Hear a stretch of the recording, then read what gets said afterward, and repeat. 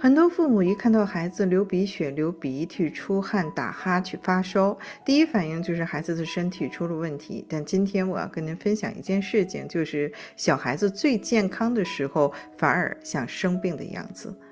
中医看孩子不是看症状，是看身体有没有在排、在动、在长。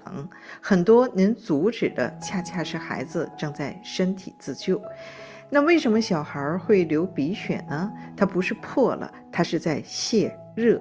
那小孩子呢，他是一个纯阳的体质，小孩子阳气盛，很容易往上走，肺开窍于鼻，所以热从鼻出去，也就是说流鼻血，身体自动退烧的系统。为什么小孩子是在发烧的前后流鼻血呢？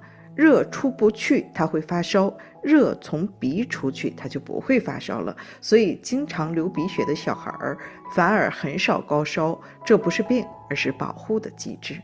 那他们为什么会流鼻涕呢？这是排寒。很多家长最常做的一件事就是一直擦，一直吃药，一直止，但身体在干嘛？肺在排寒。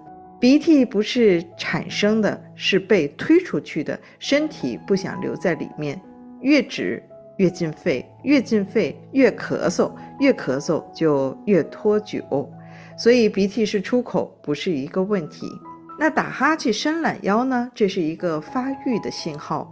小孩成长时呢，骨骼、脑、肾气在拉伸，所以他会打哈欠、伸懒腰，扭来扭去，他不是困，是在长。小孩子在长身体的时候，会像一棵树在舒展。那出汗怕热是阳气旺，很多的家长呢最爱做的是把孩子抱得很厚，但阳气旺主要散不出去就生病，所以小孩子头汗多是健康的标志。